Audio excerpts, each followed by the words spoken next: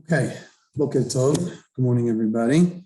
We are continuing our study of the book of Shemuel Aleph, in the middle of chapter 14, Perek Yud Daled. We stopped off in the middle.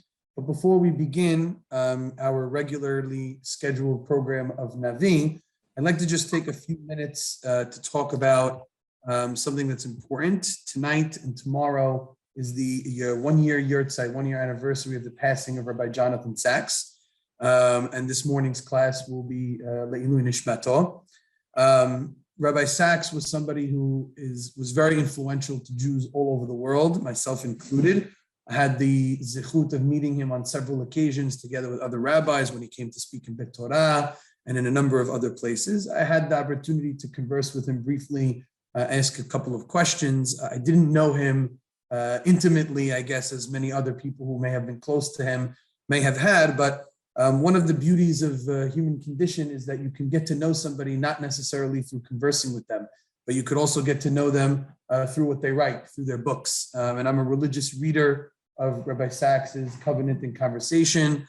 I listen to his lectures all the time. Baruch Hashem, we grow up in an age where things are recorded and things are logged, and you can go to his website and read all of his works. And anytime a new book comes out from him or came out from him, I would always jump on it. I recommended to you the brand new Tanakh that Koren put out with Rabbi Sachs's translation.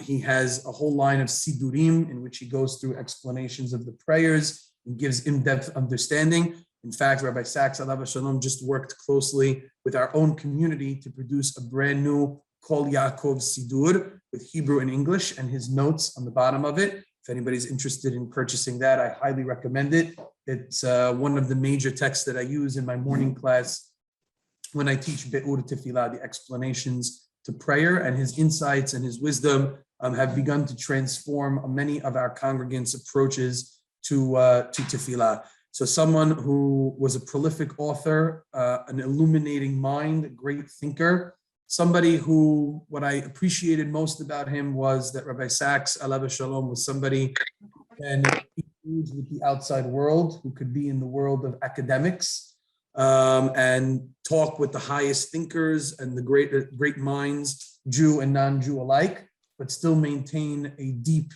sense of faith and commitment to Torah and to mitzvot, to the understandings of halakha. And that's something that's a lot harder in this day and age to do. Unfortunately, we see very often people who don't have that depth of emunah and trust and belief in Hashem enter the world of academia and the university, and they struggle to balance and navigate the challenges of our traditions and our faith together with what the modern world has. And one of the brilliant aspects of Rabbi Sachs, and something that he's helped the next generation to handle, is how does one balance the outside world, the modern day world, with our ancient traditions that we hold so dearly. And he's been a pioneer in that regard. Books like The Great Partnership, which he wrote about science and Torah and stemming the gaps between them, is an amazing work. He's wrote works on ethics, on leadership, on morality. So he's an amazing thinker, an amazing leader. And unfortunately, we did not have him for as long as we would have hoped. But he's left us with his writings, with his way of thinking, with his way of life. And it's our responsibility now to grab the mantle and to learn from him and to continue to review his works and ideas and to share them with other people. So on that note, I'd like to share with you one brief thing that I read from one of his newest works, which was put out from some of his notes, perhaps after passing. It's called Studies in Spirituality. Koren just sold it. I highly recommend it for anybody who's looking for just a few pages on the weekly parasha. And this week, he talks about grief and how we handle grief. So he writes very beautifully about how Avraham Avinu, and we're reading his stories, did not have an easy life. He was the father of monotheism. He was an amazing figure. He's the patriarch of our religion, but his life was not a simple one. He struggled in his private life to have children and to find an heir. Hashem made him many promises, which were challenging to him to see that they were fulfilled. Hashem promises him his children are going to be slaves for 400 years in a strange land. So Abraham, sets out on this journey and faithfully and loyally follows God, but he experiences a number of downs and a lot of challenges. Sacrifice your only son. These are tests that none of us would ever imagine passing, and we don't wish them upon anybody. And yet Abraham continues to move forward. He continues to overcome these tests. And in this week's parasha, Chaye Sarah, he experiences perhaps the worst loss of all, which is the loss of his spouse, his partner, the one who was with him through thick and thin. So Abraham almost loses his son, then loses his spouse. And how do you pick up the pieces? At the age of 137, after going through all that he had to endure, how do you pick up the pieces? How do you move forward? And Abraham moves forward in an amazing way. Immediately, the Torah says, Abraham came to eulogize and to cry over Sarah. And the next verse right afterwards, Abraham gets up from in front of his deceased, and he goes to find a burial plot for Sarah to purchase his land. The rest of the parasha deals with him trying to find a spouse for Yitzhak. So immediately after losing his most precious asset, his wife, the one who was with him through everything, he right away gets up to be active in fulfilling those two major promises that Hashem gives him. The promise of land, which the first time any Jew owned land in Eretz Yisrael was Abraham Avinu purchasing Me'arat HaMachpelah to bury Sarah, and then finding a spouse for his wife, for his son Yitzhak, so that the lineage can continue, so that they could have Zerah. Amazing. How does Abraham do this? How does he not just become hopeless and give up? And Rabbi Sachs argues that Abraham learned the lesson from two people before him who gave up, who looked back before looking forward. And he says this is something that he learned very much from Holocaust survivors. How could they pick up the pieces after experiencing and witnessing such evil, such horror, such terror? And yet many of them, of course, there were some others who struggled, as you might expect, but so many of them, Rabbi Sachs says, that he came in contact with, built families and had grandchildren and great-grandchildren and made a life for themselves here in America. But how? How do you witness something like that and get over it? And he says that it's because they were able to first build their new life before reflecting. He says so many Holocaust survivors wouldn't talk about their experiences with their family members for decades after they experienced it, until they had become settled in the land of America, until they built their businesses, they made their families, they rooted themselves well in this world. Then 30, 40, 50 years after they experienced what they went through, they would express it to their family members. Only now are people starting to even begin to talk about their stories. I know last year, Dr. Elbaum's father, Dr. Barry Elbaum, for the first time shared his story going through it as a young child to the entire Hillel. He wouldn't talk about it otherwise. And this is a common theme that you see amongst Holocaust survivors. It's because he argues, like Viktor Frankl does in his book, A Man's Search for Meaning, that a person has to first move forward. A person has to first build himself up instead of just sitting on the past. Sometimes when the past is too grief-stricken, just sitting on it, it paralyzes the individual. And so Avraham learned the lesson from two other people before, which I'll share in a moment, not to dwell on the past before you've started to activate your future, to first look ahead to building before you just wallow in self-pity. Who were those two people he learned from? There's two other stories prior to Avraham of people who looked back before they looked forward. Who might those stories be about? Okay, so one of them is Lot's wife, right? We know in last week's parasha, when Lot and his family are being led out of Sodom, are being fleeing from Sodom and the destruction, they're told not to look back. And Lot's wife looks back and she turns into a pillar of salt. And the commentaries all want to figure out what is the problem with looking back? What was the issue that made her turn into a pillar of salt? And some say that she shouldn't have looked at the pain of others, that she was not deserving of being saved other than for Avraham. So who are you to look at the pain of others? Other commentaries say that she was like sad that she was giving, that Sodom was being destroyed, that she had grown up in Sodom and that was her way of life, and that she almost like looking back was like a longing for that life to continue instead of dissevering it, detaching from it. But Rabbi Sachs argues that what the problem was of looking back was that she was mourning and she was grief-stricken, as anybody would be, for the loss of their hometown and the city and all of the people, no matter how wicked they are. In the end of the day, it's still a death toll. It's still a loss of life, right? And so she was grief-stricken. but she looked back before she could look forward. Instead of looking ahead to what she could build with her family and start anew, and then afterwards look back on the lessons learned and what was lost, she first looked back before looking forward. He says that when a person looks back before looking forward, they become paralyzed. They're unable to cope with what goes on. And the other person that he says, which I found very interesting, is Noah. He says, why Noah?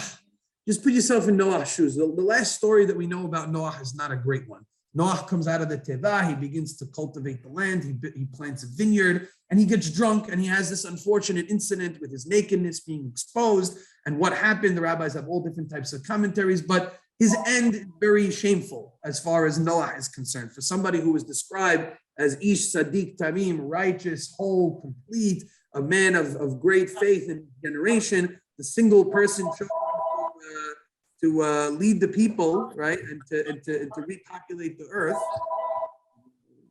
Okay, try to repopulate the earth, and now this is his end, right? And he says, how could this happen to Noah? What was Noah's downfall? And Rabbi Sachs speculates, but I think it's very psychologically appropriate. He says, put yourself in Noah's shoes. Noah watched the world be destroyed. He saw every human being he ever knew die. He saw any shop, any building, any city, anything completely decimated.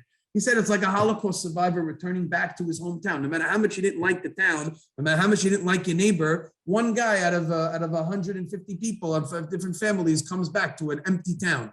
You're decimated, right? You're grief-stricken. How do you pick up the pieces in that situation? Noah emerges from the teva, and the world is a completely different world than the one he knew when he went into the teva. Everything has been destroyed.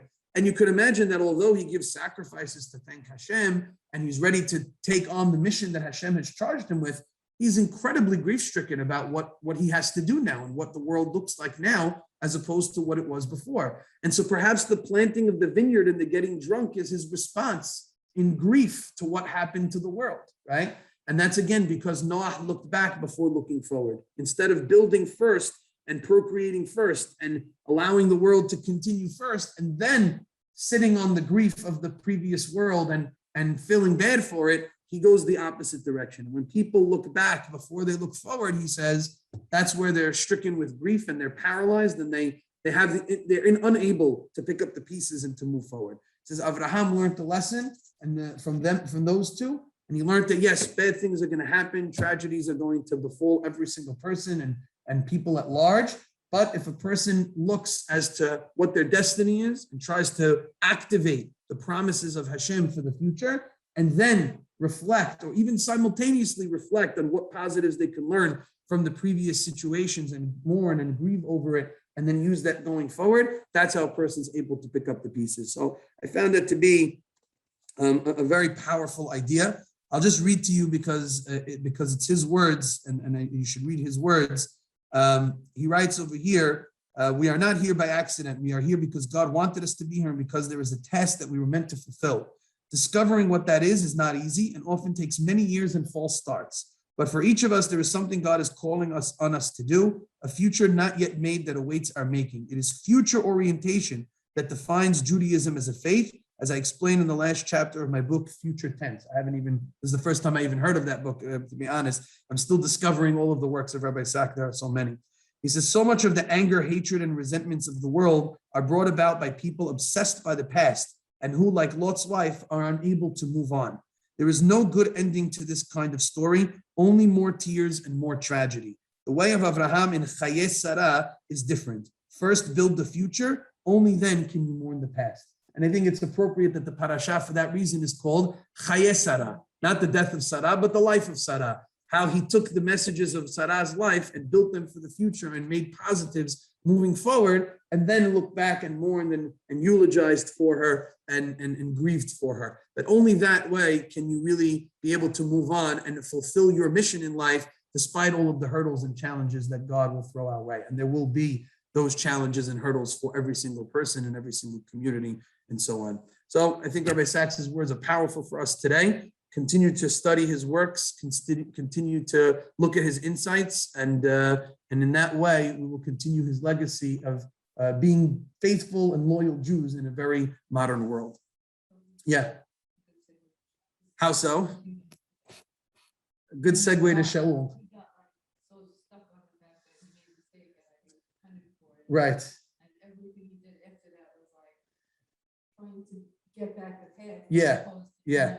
100%. I think that one of those things, I think it's a great point to Shaul is that you can see Shaul trying to compensate for each mistake that he makes. And every time he tried to compensate, or as we say, overcompensate for one mistake by doing something, you inevitably take it the wrong way, right? Instead of just admitting one's wrongdoing and trying to clean it up for the past, each time you're trying to. So one time he gives into the people too much, as we'll see in this chapter, he's too oppressive on the people the other way, right? So in the last two classes, we've seen how Shaul was not aggressive enough on the people. Then he became too aggressive. Then he was overbearing on them. Then he was too passive. And so each time Shaul makes a misstep, he tries to overcompensate the other way for the misstep instead of just admitting his mistake and trying to clean it up for the future. And that leads one mistake to another, eventually tearing the kingdom away from him. So a very good segue into that. Let's begin our studies here in chapter 14 of the book of Shemuel Aleph. We're in Perek Kaf Daled, verse 24. To refresh our memories, the beginning of the chapter talked about Shaul's son, Yonatan, and his act of courage and faith to approach the camp of the Philistine and to strike 20 of them dead and bring about panic and chaos amongst the Philistine. We saw that Shaul and his lookout team noticed this and started to capitalize on it and chase down the Philistine, despite Shaul not fully inquiring as to what God wanted of him in that situation. And a great salvation is done for the Jewish people on that day, but not as much as we would have expected or had hoped for. And that's what the rest of the chapter is going to talk about, why the Jews were not able to strike more of the Philistine and liberate themselves even more from the iron fist of the Philistine. For those following in the new Tanakh, so I'm on page 669. You have the Hebrew on the left side, the English on the right side on page 668. We're going to start with verse 24, which we've been constantly contrasting Shaul and Yonatan, and we'll continue to do that throughout this chapter. Just give me a moment to open up my commentary book because I wanted to share a few things from Rabbi on this part of the chapter. So verse 24 begins, V'ish Yisrael nigas bayom hahu. The men of Israel were hard pressed, were distressed on this day. Why? Vayoel Shaul et ha'am lemor, because Shaul had placed an oath upon them. The word Vayoel comes from the language Allah. The word Allah, Aleph Lamed He, is an oath or a swear. For example, in the Torah, by the woman who is a sotah woman, it says that she will accept the alot ha'ele, these curses or oaths that she's accepting, should she have been guilty of committing adultery against her husband. The word Allah is used also at the end of the Torah when Moshe is cutting a covenant with the Jewish people and making them take an oath to keep the laws of the Torah. So Vayoel Shaul et ha'am lemor, Shaul made the members of the nation take an oath upon them as follows. Arur ha'ish, cursed is the man, asher yochal lechem ad ha'erev, for anybody who will eat bread until the evening, v'nikamti me'oyevai, so that I shall seek vengeance against my enemies. Velo ta'am kol ha'am lahem, and in keeping with this oath, none of the members of the nation ate any bread. So the people are famished. They've gone this whole day pursuing the Philistine after Yonatan's act of courage. And now the people are just starving. They're absolutely famished and they're hard pressed and distressed because of this oath that Shaul has forced them to take. Part of this story is, like I said in the introduction here, part of this story is to show you that Shaul has the ability to be strong on the people, right? You could see here, he makes them take an oath. Cursed is the person who will eat, and we'll see that he's going to be very tight and very aggressive against the people. And what does that show? It shows that he has the ability to do that, which means in last two classes, when he gave in to the people, it shows that he didn't just give in because he was a weak and meek and meager person, right? He has the ability to be rough and tough. It's just that the rough and toughness didn't come out because he also lacked a little bit of faith in Hashem, right? At that moment, as the Philistine were bearing down upon him, and the people are also complaining to him and starting to run away, he got tense, and his lack of faith caused him to do something that he shouldn't have done. So it wasn't, even though he blames the people and says, well, the people were nagging at me and yelling at me, and I couldn't handle the pressure, it's clear that Shaul has the fortitude to sometimes handle the stubbornness of the people, and yet he doesn't always do it. Verse 25 tells us the negative impact of this oath. V'chol haaretz ba'u baya'ar. All of the people in the land come into the forest. V'hi devash al penei hasadeh. And they find that there is honey all over the floor. So maybe in the chaos of everyone running around, they knocked over a bunch of beehives, and there's honey flowing on the ground ready to be eaten. Verse 26, Vayavo ha'am el haya'ar v'hineh helech devash. The troops come to the beehives and they find honey flowing out on the ground. Ve'en masig yado el piv. But none of them put their hand down to the honey to bring it to their mouths. In other words, none of them eat from the honey. Ki yareh ha'am et hashevuah, because the people are fearful of the oath that Shaul has made them take. So here they have honey on the floor. They're starving and famished, but no one would dare touch the honey to eat from it because of the oath that Shaul has made. Now, the text tells us in verse 27, V'Yonatan lo shama, but Yonatan never heard that oath. Behashbiya aviv et ha'am, when his father made the people swear. Why not? Because Yonatan was with his arms bearer going to attack the Pelishtim. So he wasn't present at the time that Shaul made the people take this oath to fast on the day of the war. Vayishlach et ketzeh hamateh asher biyado, and he stretched out the edge of his staff that was in his hand. Vayitbol ota biya'arat devash, and he dipped it into the honeycomb. Vayashev yado el piv, and he placed his hand to his mouth, meaning to eat the honey. Vataorna enav, and his eyes lit up. Now, what does this mean? His eyes lit up. Simply put, he was hungry, and when a person eats, they become more alert. Their mind is put at ease. Their strength comes back. Think about the first sambusak that you put in your mouth when Yom Kippur is finished, right? I don't know. What do you go for when it's over? Coffee. Okay, so the truth is the coffee was a better example of the sambusak, right? The caffeine deficiency. You take that first slug of coffee and it's like, okay, I don't even have to eat anything anymore. We can just move on, right? But ta'orna enough. His eyes just sort of light up because of what happened.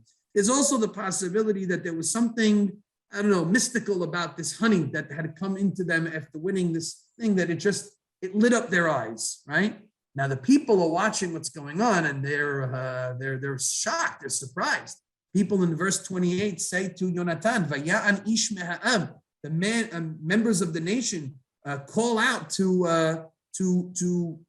Yonatan, Vayomer, and they say to him, "Hashbeya hishbiya," double language, right? Like Yosef does to his brothers, Hashbeya hishbiya, right? He makes a heavy duty oath. Hashbeya hishbicha avicha et ha'am lemod. Your father made us take an oath, saying, "Arur ha'ish asher yochal lechem hayom." Cursed is the person who will eat anything today. Lechem is not only bread; it means any food, anything that would sustain. Vaya'af ha'am, and that's why the troops were so famished, were so faint, because we're not allowed to eat anything, and you just went and ate the honey.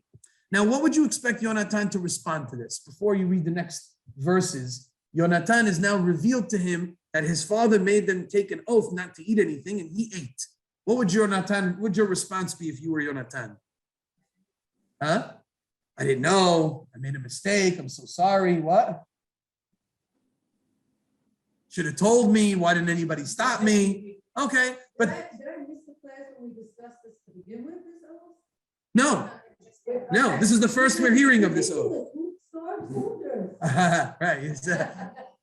Okay, so it turns out that's Yonatan's response, right? So many of us might have expected, right, that Yonatan might say, "Wow, I didn't know. Oh my goodness, I made a mistake. Why didn't anybody stop me?" Something of that nature. But Yonatan has Amy's approach a little bit more like, what kind of dumb thing is this? Now, before we talk about what kind of dumb thing this is, it is important, however, to note that we do have a rabbinic tradition that there was this concept of fasting on the day of battle. The rabbis say that this was already grounded from the time of Moshe Rabbeinu, that when Moshe chose the people through Yehoshua to fight against Amalek, in that battle in the book of Shemot, when they leave Egypt, that he chose people and he told them not to eat anything, to fast. Now, what's the logic behind that? There is no logic. It's counterintuitive. The idea being that what?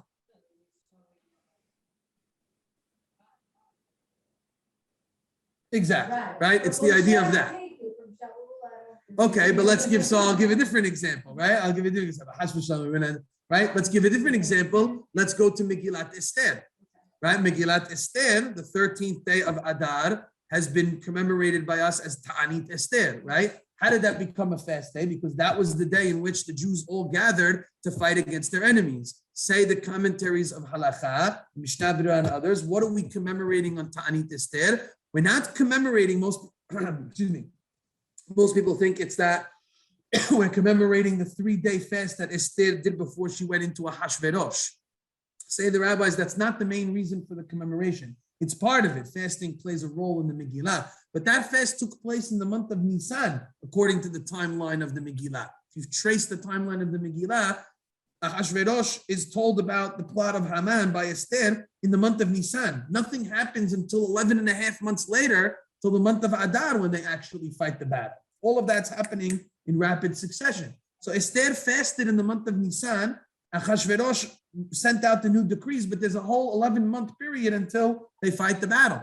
That's not the fast of Ta'anit Esther. The fast of Ta'anit Esther, they say, is the 13th day of Adar. When they fought the battle, they fasted on that day when they went to war, in keeping with the tradition that Moshe had already set down, which is to fast on the day of war to show that it's Hashem's strength that's allowing us to be victorious, not our own strength that's allowing us to be victorious. So Shaul is somewhat justified in making this oath. Now we'll see that the oath has some negative consequences, and maybe it wasn't the right time and place. Maybe Shaul needed to be a little bit more lenient.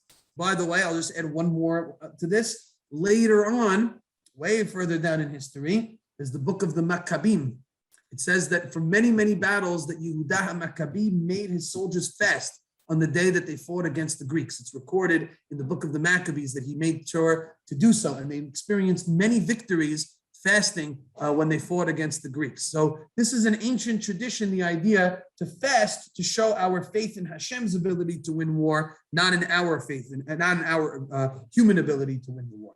Nevertheless, because Shaul has had a number of missteps leading up to this point, there's a bit of a tension here between his son Yonatan and Shaul over whether this was the right course of action. And the text here seems to portray that this may not have been the right course of action, because look at all of the negative consequences that happen from this oath. The people are famished. Yeah. That keeps happening when people make these grand oaths and say, I promise if you're going to do this is going to happen, and this is going to be the result. When you say grand oath, what other oath are you talking about?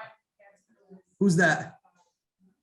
Yiftach. There you go. Very good. Okay, so Esther's all over where we're going to go with this. Is we're going to talk a little bit about Yiftach. So I want you to hold that idea about Yiftach and the oath and the killing of his daughter, because that's going to all be very, very much connected to what exactly takes place, because who's going to be the one who Shaul has to kill because he violated the oath? His own son, right? His own flesh and blood. So let's pull all of this together as we read. Yeah. Let's say I wanted to fast to prepare for a war. Why is it the person? So it may be the formulation. So it's a very harsh, aggressive way of making people take an oath. Arur ha'ish. And you could see that it worked. The people are very nervous and very scared to violate the word of Shaul. But perhaps it's too aggressive. Perhaps it needed to be a little bit softer in terms of getting the people to go about doing that. But that was what Shaul ends up doing. It's clear, the text keeps telling us the people are famished, the people are faint. We're going to see it leads them to sin. Yonatan transgresses the word. And look, he's not even remorseful. Let's read the next pasuk and you'll see how this all comes together. Yeah. If there's a tradition to fast, then wouldn't Yonatan even know of such a thing? True. Why wouldn't he have known that would be the case? Maybe. Yeah, I don't know that they did it in every single battle, maybe. Or it could be that the way this battle started was very odd. It wasn't your typical way of fighting, right? Yonatan really lights everything up by starting the battle on the side. then the people kind of jump in. So whether this was a formalized battle that would have warranted fasting may not have been known to Yonatan in this situation. So you're right, that is another good point. What happens? What does Yonatan respond? Let's look at verse 29. Vayomer Yonatan says, Achar avi et haaretz. My father has brought trouble on the people. In other words, he's not remorseful for what he did. He's saying, this was a really dumb thing that my dad did. I don't understand why he's doing this. He's bringing trouble on the people. Re'una, and furthermore, look and see. Ki oru enai. Look how my eyes lit up as a result of eating from this. Ki ta'amti, because I tasted from it, me'ad devash hazeh. From just a little bit of the honey, my eyes lit up, and God has made me successful in this whole thing that I've been doing, despite not listening to my father. And then he adds in verse 30, a little bit more of the logical point that Amy was saying. Af kilu achol achal hayom ha'am. He says, if only the troops had eaten today of the spoils captured, mishelal oyevav asher matzah, from the spoils which they captured and seized, ki ata lo ravta makaba pelishtim, because we have not inflicted the greatest toll upon the Pelishtim. In other words, Yonatan is saying, if only all of us had eaten, we would have had the strength to pursue the Pelishtim even further, and we would have made even a greater victory and a greater push against the Pelishtim. The fact that we were only able to do so little is because we were famished and we were unable to fully pursue the Pelishtim. So Yonatan is saying, now I understand why we weren't as successful as we should have been. It's because of the oath that my father made me take. He goes from a very rational perspective. The text tells us, "Vayaku bayom hahu b'Pelishtim b'michmas Ayalona, vaya'af ha'am me'od." They struck down from the Pelishtim from Michmas to Ayalon, which is not a large portion, but definitely a pushback. But they're sort of hinting here that Yonatan is saying we could have done more. And again, the pasuk reiterates, "Vaya'af ha'am me'od." The people are famished. The people are really feeling oppressed. And look what happens as a result of that. They now come to sin. Verse 32, Vaya'at ha'am el hashalal. The people now pounce. Vaya'at is a very strong word. Vaya'at means they swooped in and they pounced on the enemy's spoils, particularly the animals. Vaya'at ha'am el hashalal. Vayikhu tzon ubakar. And they take sheep and cattle, ubnei bakar. Vayishchatu arza. And they slaughter them on the ground. Vayochal ha'am al hadam. And the troops ate with the blood. What does this mean? What does this mean? This is a prohibition from the Torah. The Torah says in the book of Vayikra, Lo tochelu al hadam, that it's forbidden to eat meat when there's still blood. Hence, we salt the meat to extract the blood. There's a certain imagery that's happening over here. When we process meat by slaughtering it and soaking it and rinsing it and salting it, what are we showing? We're showing a little bit of restraint. Exactly, that's the perfect word. A little bit of restraint. We're not eating the raw meat. We're not jumping on it like animals, the way a lion kills its thing and just goes ahead and eats it. No, we recognize that we spilt blood. A life was lost. We cover the blood. We salt everything. We treat the blood with respect. We understand that there's a nefesh there. We remove it. And only then do we cook it and enjoy from it. There's a lot of restraint. There's a number of processes. But for people who are famished, the people who are starving, they can't wait. And so you see the animalistic behavior of the people and what they're driven to because of the extent of this oppressive oath which Shaul made them take. And as a result, they're eating with the blood. Now, some rabbis try to say that there wasn't the violation of the Torah prohibition of eating with the blood. I'll quote to you for just a moment. I think that Radak over here, Rabbi David Kimhi, in his commentary over here, records a number of rabbinic traditions over here about what was really happening. This is a very common thing where the text will phrase something as an outright sin and violation, and the rabbis come afterwards and saying it's not really a true violation in the sense. It was really that they did X, Y, and Z, which wasn't on the up and up, but it wasn't a full-out violation. It kind of sounds like the rabbis sometimes are apologizing and whitewashing a little bit, which a lot of people don't love, like, oh, the rabbis are coming to try to make everything good again. But it's really more the following. It's really more that the text of the Navi sometimes wants to exaggerate the point to show you the extent of the ramifications of the actions of the people here, that the extent that it brought them to this animalistic type of eating. But they still had enough restraint not to violate the nuances of the Torah. So while they weren't actually in violation of the Torah, the theory, the goal of what the Torah is trying to accomplish, they were in violation of it. Yeah.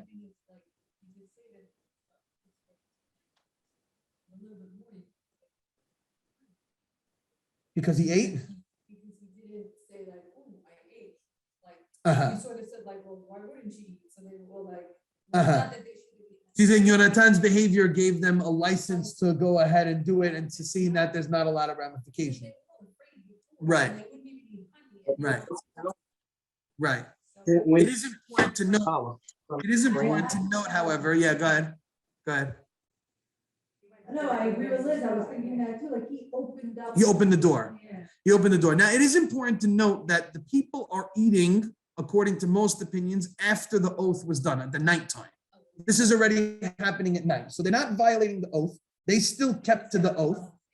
It's after the oath is done. The oath was just for that day. Now it's the nighttime and they're eating from it. But you can see the extent to which the oath impacts them to the point where even when they're permitted to eat, they're still violating the act. And certainly Yonatan's diminishing of the severity of the oath perhaps led them to not value any of the restrictions that they typically would obey. Yeah. In this sense, Yonatan is also somewhat to blame. Yes, no question. Yonatan, although he comes out as more the protagonist in the story, whereas Shaul comes out on the bottom, Yonatan is also somewhat to blame for some of the issues that the Jewish people are going through here. I think it's worth just noting the rabbinic tradition, which the Radak quotes. He says, first he says at the beginning, they ate at night. He says that they didn't violate it. And then he says, Perusho al hadam lefi shayu mechinim habasar bechipazon. They were preparing the meat too quickly. Ki hayu re'ivim, because they were so hungry. Hayu shochatim ba'aretz. They would slaughter the animal on the land.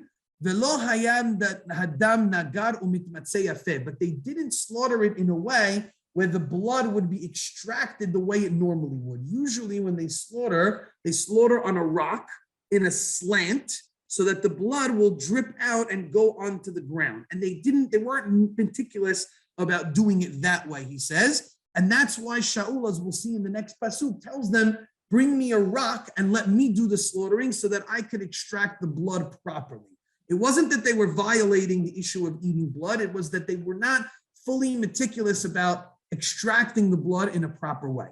Another rabbinic tradition that he quotes is, that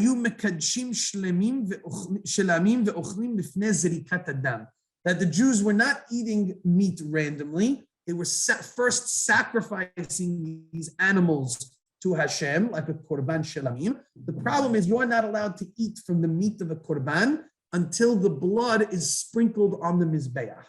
So just to backtrack for a minute, an animal is a korban. It's slaughtered. Before any of the owners can eat from the meat, the blood has to be taken and properly sprinkled on the mizbeach. What the Radak says, according to rabbinic tradition, they did wrong was they were so impatient to not allow the blood to be sprinkled on the mizbeach, and they ate the meat before the blood was sprinkled, and that was their violation. And that the Navi phrases as them eating on the blood. In other words, they ate before the blood was offered. So there's a couple of different approaches amongst the commentaries and the rabbis here as to what was really going on. But the bottom line is that the Navi portrays the actions of the people as sinning, as doing something wrong, in many cases violating direct Torah prohibitions as a result of the oppressive oath which they have had to endure over the course of the day from Shaul. Yeah, go ahead. You said before, sometimes people feel that the rabbis and the commentaries were like whitewashing things. But I think it's important not to leave it as so horrific, because then you get upset and then you don't want, I don't know, they did all that and I'm like, right. I feel it's important to keep the spirit. Yes, 100%. 100%. We on the positive side more, not just the reader, you're saying. Right. Right. In other words, the reader is 100%. The reader is reading these stories in the Tanakh. And look, the Tanakh's job in its concise language is to have us take away messages and lessons. And often the messages and the lessons come from faults and mistakes of the people involved in the story. It's not for us to judge the people in the story. It's for us to learn from them. Many of us would make similar mistakes and have similar issues if we were involved in those types of situations. Of course, it goes without saying, we're talking about people in the Tanakh who are of the greatest and highest of spiritual caliber. So despite us talking about some of the missteps of Shaul, we can never forget Shaul was Mishichmo V'Mala Mikol Ha'am. He was somebody who was anav and humble. He's chosen for that position by God for a reason. And so his character traits are of the highest level. That's where it's important to always remember that when we are critical of Tanakh, we're critical kehuta se'ara, because as the rabbis say, because of how great these people were, we don't give them a lot of room for error. The expectations are so much higher and so much greater for them, what would not be necessarily the expectations for you and I. So everybody wants to be in the major leagues. And when you're in the major leagues, there's a lot less room for error. When you make a mistake, they boo you because you're in the major leagues. If you got to this level, then you're expected to deliver in a certain way. For us, we play in the minor leagues. So we can learn from the mistakes of the people in the major leagues and try to grow up to the major leagues, but we're still in the minor leagues. And so we have to take it with that approach. And that's a little bit of what the rabbis are helping us to frame by understanding. Take a step back for a minute. Even though you're reading what the Tanakh is telling you, understand that there's more to it. It's more nuanced, it's more depth to it. And hopefully that helps us to frame and always remember that the characters in these stories are of the highest level and caliber, no question about it. So that's a very, very important and very good point to bring out.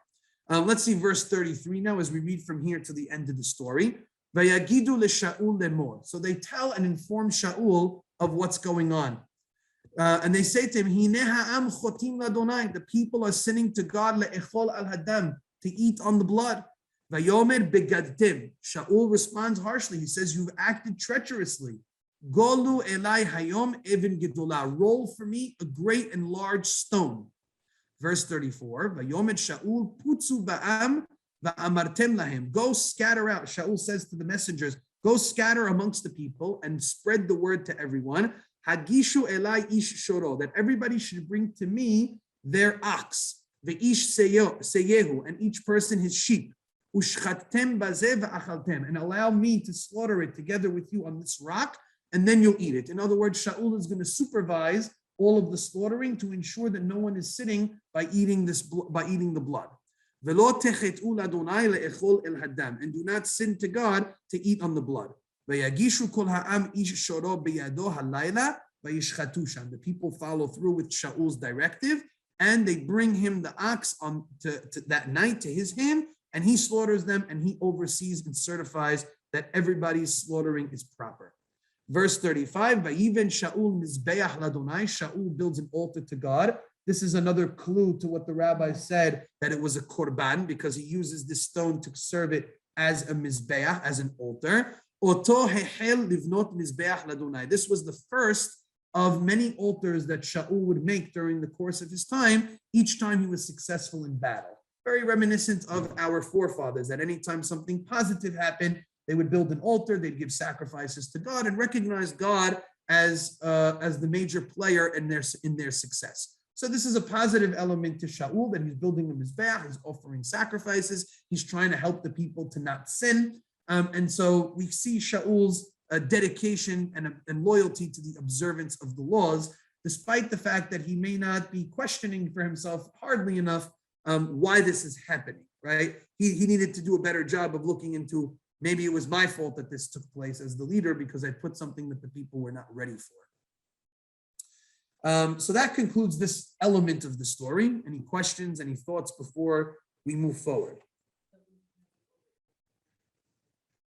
That's what we're going to talk about now. So now we have to discuss the aftermath of Shaul's son Yonatan violating his father's oath and what happens there. And that's going to come into play now from here till the end of the chapter. Yeah. Who's they that told on them?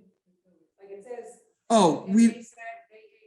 There must have been, it's a good question. We don't know necessarily. There must have been some leaders, elders, maybe chieftains who were more sensitive to this and are basically telling Shaul that people are going nuts, right? And so we gotta control the situation over here.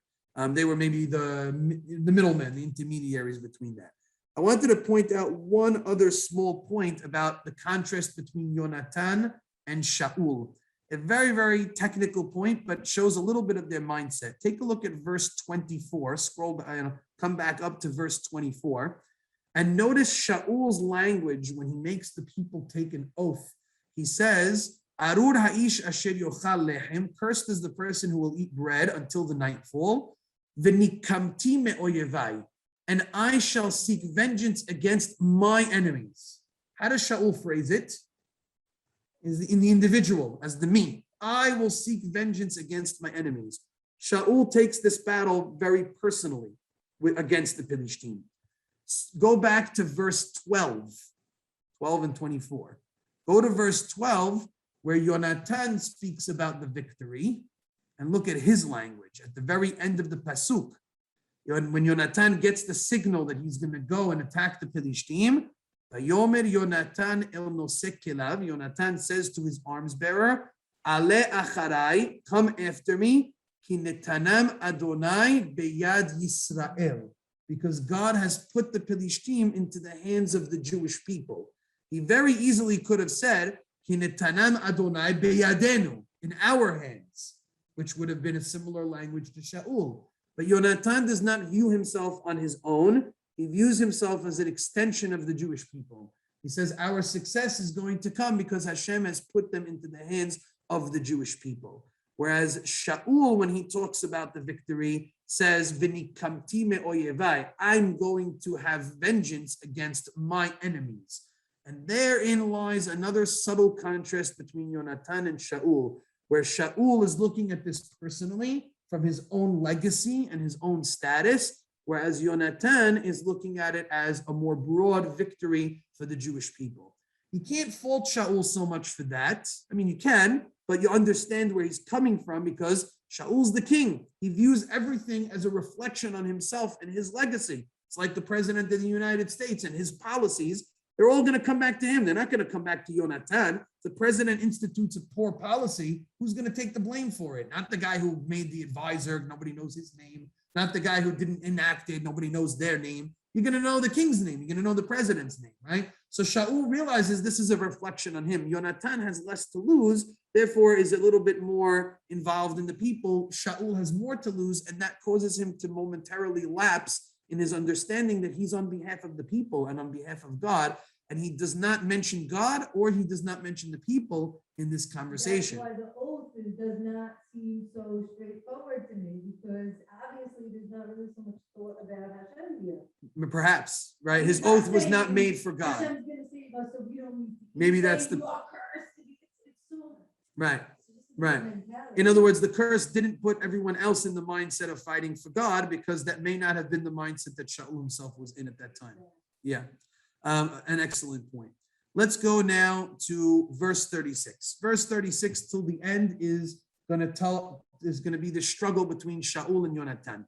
So Shaul now says, look, we've eaten, we're good to go. Let's fight more. Let's go rout the Philistine now at night. Verse 36. Shaul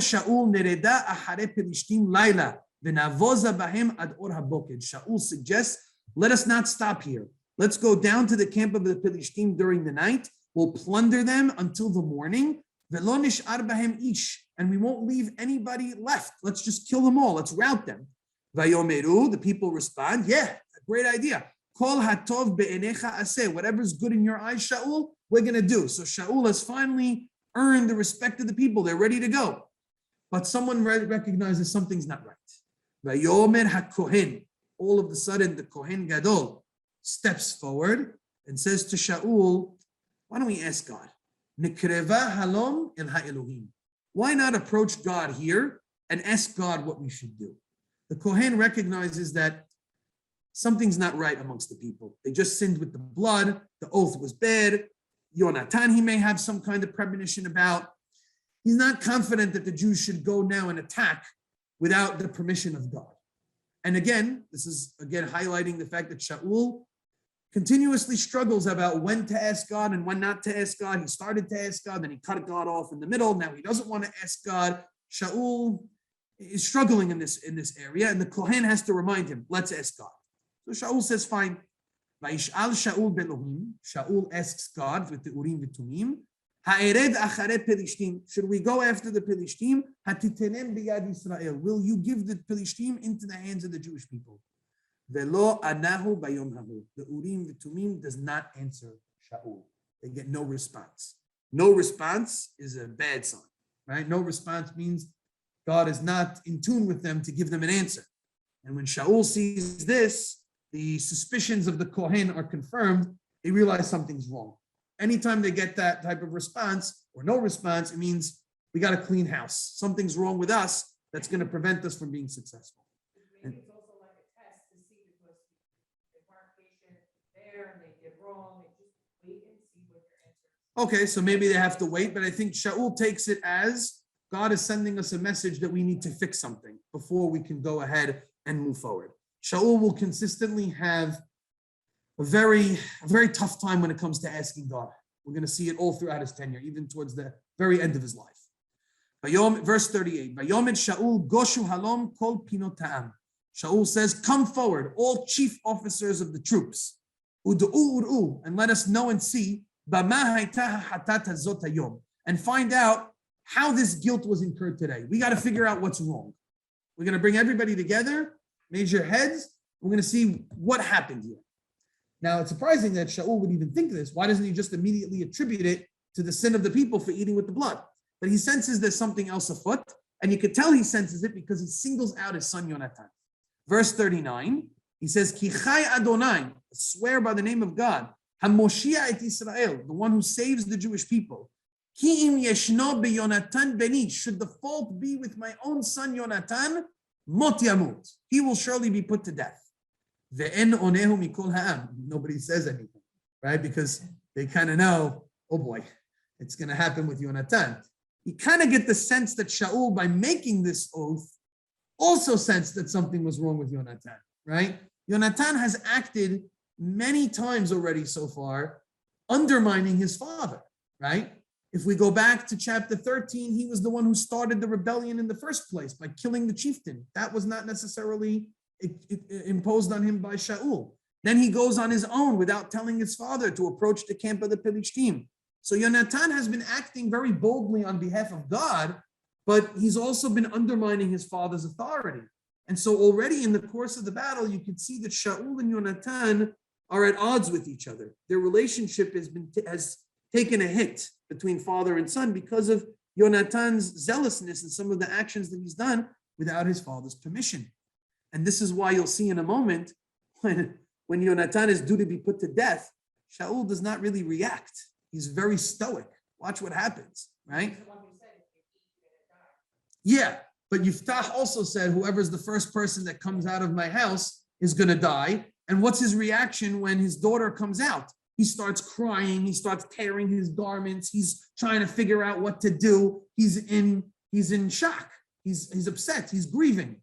Watch what Shaul's reaction is, right? And the people kind of know. Shaul almost knows. Verse 40. Vayomer el kol Yisrael atem tihiyu le'ever ehad. He tells all the Jewish people, you go on one side. Va'ani veYonatan beni nihiya le'ever ehad. And me and my son Yonatan are going to go on the other side. If he doesn't think that Yonatan's at fault, like, what does he think is going to happen here? It says, Vayomeru ha'am el Shaul hatov be'enecha aseh. The people say to Shaul, sure, whatever you want to do, Shaul, no problem. They're just following along, right? Yeah, but like, if you think about it, if Shaul really is oblivious to anything that's going on, how is he going to find out the culprit by putting all of the Jewish people on one side and him and his son on the other side? What's the likelihood that it's him and his son? Unless he kind of really knows. Vayomer Shaul el Adonai Elohei Israel. So Shaul says to God, and he says, Hava tamim, bring me the Urim v'Tumim. Vayilached Yonatan v'Shaul v'ha'am yatzau. And who gets caught in the goral, in the lottery? Who's the responsible parties? Yonatan and Shaul. It falls on them. Vayomer Shaul. Shaul says, okay, we still need to figure out if it's me or if it's Yonatan. Who's at fault? Hapilu beni u ben Yonatan. Make a lottery between me and Yonatan to see who's in charge, who's at fault. Vayilached Yonatan. And Yonatan is proven to be the one at fault. Verse 43, Vayomer Shaul and Yonatan. Shaul says to Yonatan, Hagid ali me'asita. Tell me what you did. Vayaged lo Yonatan. Yonatan tells him, Vayomer, and he says, Ta'om ta'amti b'ktzeh hamate asher bi'adi me'at tevash hineni amut. Yes, I have tasted from the edge of my staff a little bit in my hand of honey. Here I am ready to die. What do you make of that response by Yonatan? Okay, so it could be a little bit sarcastic. Sure, Dad, I'm ready to die. Let's see if you're willing to go through with it, right? Kind of challenging his father, see if he's going to do it. Right. Kill me for that. And maybe here there's a little bit of a poke at his father saying like, what kind of dumb thing did you make with this oath to begin with, Dad? Like, yeah, I tasted a little bit of honey. So if I have to die for that, here I am. I'm willing to die. I know I did the right thing in the end of the day. Which is? Yeah. You could say that he's willing to accept responsibility. Yeah, he's willing to accept responsibility. Yeah, 100% you could look at it in one of two different ways. There could be a sense of sarcasm. There could be a sense of admittance and acceptability. Now, if I'm Shaul, I don't know. I start to look for a way out. I start to say, maybe it's not your fault. I don't know. You weren't there. You didn't hear, blah, blah, blah. And I try to come up with a bunch of excuses why I don't have to kill you, right? But 44, look at Pasuk Mem Dalet. Vayomet Shaul says, thus and more may God do. Yes, my son Yonatan's going to die. No feelings of remorse, no crying, no tearing the garments, no, I'm so sorry, no, I feel bad. You have to die. That's what it is. Now, who comes to the defense of Yonatan? The people. The people come to the defense of Yonatan. Vayomer ha'am el Shaul. The people say to Shaul, "Hayonatan yamut? You're going to kill Yonatan? Asher asa ha'yeshuah ha'gedolah hazot b'Yisrael." This whole thing started from Yonatan. If not for Yonatan, we would have never had this whole salvation to begin with. Chalila ha'Adonai. It would be a desecration of God's name. If you take out even one hair from Yonatan. Yonatan was with God today. God steered and orchestrated all of his actions. How could you kill him after he put into place the divine plan of Hashem? The people redeem Yonatan and he doesn't die. So the people speak on behalf of Yonatan and they convince Shaul not to kill Yonatan. And Yonatan is spared. Fascinating ideas that are going on over here and so many different layers that you could peel off over here. I'll mention a couple. The first is Shaul's lack of a reaction as opposed to Yiftach's when we compare those two. And part of that could be that Shaul and Yonatan have grown apart in the fact that Yonatan has acted on his own and not been eye to eye, not been together with Shaul on those. What do you think, Liz? Right. Yeah, sure, certainly, right? It's still your son, so we would expect a little bit more on the part. But where's the feeling? Where's Shaul trying to get his son out of it, right? To a certain degree, Shaul has detached himself from Yonatan. That's number one. Number two, Shaul may be presenting himself. He could be eaten up inside and maybe presenting himself to try to show the people he's not going to make the same mistake he made the last time. He's not going to be a softie. I'm going to carry out aggressively. I'm going to be active. I'm not going to let the people take advantage of me. I'm not going to let anybody undermine my authority. I'm going to hold firm. Think back a number of chapters ago when Shaul was first chosen to be king. And there were people who spoke negatively about him. They said, oh, this is going to be the guy. And then Shaul won the battle against Nahash b'nei Ammon. And what did the people say? Let's bring those scoundrels and kill them. Who defended them? Shaul. Shaul said, I'm not killing anybody today. We made a great salvation from Hashem. Today's not the day to kill people. And Shaul lets them go. And maybe Shaul is regretting thinking back that he let the people go, that made him his grasp, his tight authority on the people, he let it slip away. Hence the mistake that he made in last chapter. Now he's saying, I'm not going to let that grasp go again. I'm going to hold tight. And even if it's Yonatan, I'm going to show them and I'm going to go ahead and kill them, right? Unlike what I did the last time. And the people are saying, wait a minute, Shaul. You let those other people go.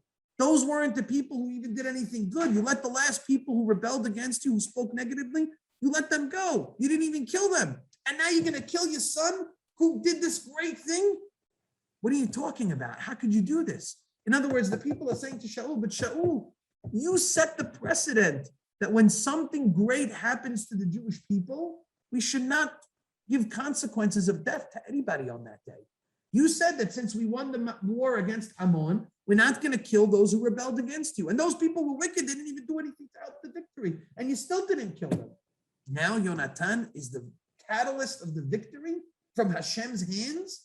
And you're going to put him to death on the day we have the salvation? What does that have to do with his oath that he made? He made an oath. The way out of it is because Jonathan didn't even hear it. In other words, you're saying they should have given the technical way out. The technical, I don't know, the whole thing that the got Jonathan out, like, there's a way out of it. Right. You could have gone to the Kohen, you could have, like, why is it they're really trying to, the Navi's really trying to highlight that, like, the nation comes to Jonathan's rescue, and Shaul's just like, kind of like. Yeah, definitely.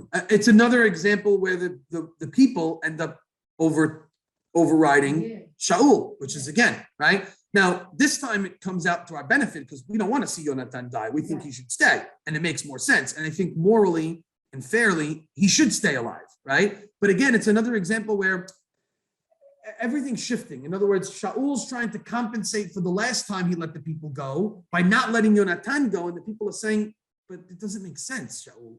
You're overcompensating the other way, and now this is illogical. You're going to kill your own son who made the victory?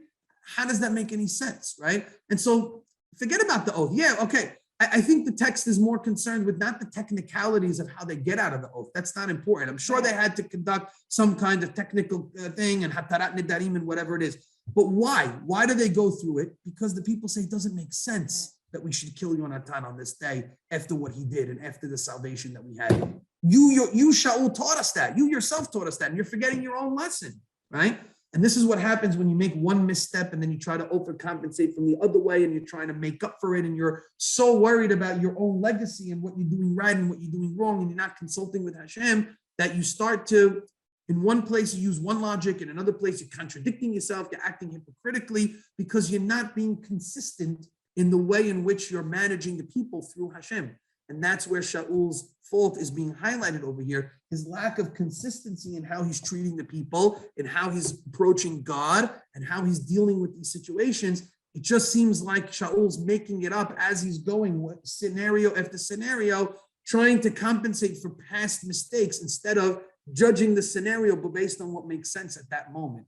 And I guess that's a lesson for us, is that even if we make a mistake, just admit that we made a mistake and do it better the next time, instead of trying to constantly get ourselves out of it by doing something different the next time. And then we end up contradicting ourselves and acting hypocritically. I think that's a major point that we're learning here, from Shaul.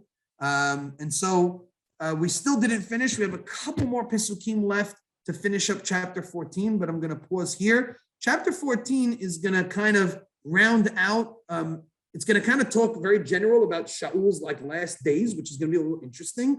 They're going to use some weird language. We're going to read the last couple of Pesukim of chapter 14 at the start of next class, and then we're going to enter into chapter 15. And oh boy, chapter 15 is the turning point in everything, when Shaul battles Amalek and his struggle in that battle as well. We're going to continue on with more of the narratives of Shaul, Be'ezrat Hashem, in our next class, wrapping up 14 and hopefully doing chapter 15, the battle of Amalek. Baruch Adonai Le'olam. Amen v'amen. Question?